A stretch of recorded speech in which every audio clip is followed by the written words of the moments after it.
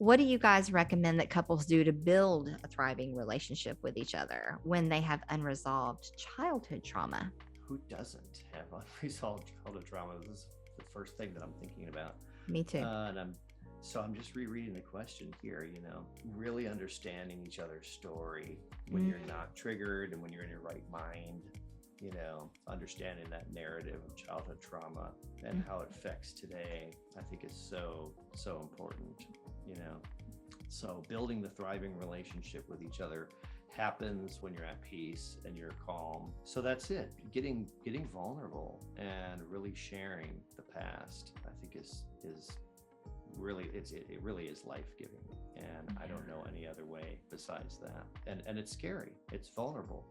I think even in some ways, Kristen and I in the past, I remember we used to, when we would share different things, then we were both afraid that the other person was going to then use it as ammunition. We could put on our junior counselor hats and start saying, well, that's just because you experienced this when you were a kid, or whatever, like stop behaving that way, and it's like that was not helpful at all. Right.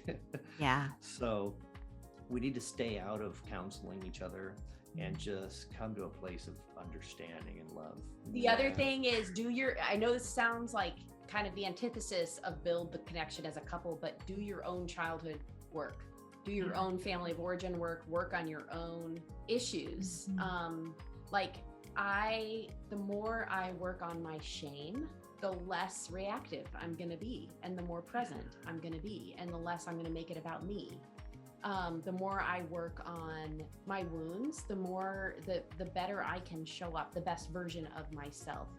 Also, this sounds so like elementary, like everybody says this, but we really do go on a date every single week.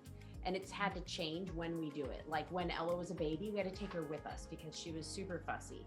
Yeah. And we took her with us, and then we did it during the day when our kids were in school. And then when Abby got babysitting age, we did it at night, and she would stay and babysit for the other kids. And then, when Josiah got too old for a babysitter, but he has autism, so we're not going to leave him home alone or him here with Ella because there's a lot of issues.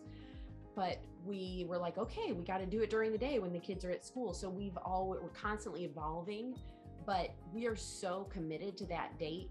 We probably miss one a year. That's awesome. I mean, we go on a date every week, and that's because we're sick or something like right. that. Yeah. And there are times where our date has to be, we're eating lunch together at home, and we're blocking out 2 hours to be together. And then we're so busy, and most Americans are, right? That we have to block out, like, we're going to pray during this time, and we put it in the calendar. We're going to have lunch together during this time, and we put it in the calendar. We're going to meet and discuss our schedule and what's going on in our family this week, because one of our triggers is either of us feeling like, I don't know what's going on. Yeah. Left in the dark. So we're going to talk this through. We're going to take the time to do these things, trying to find things on our date that are like enjoyable and bring joy to both of us is really important.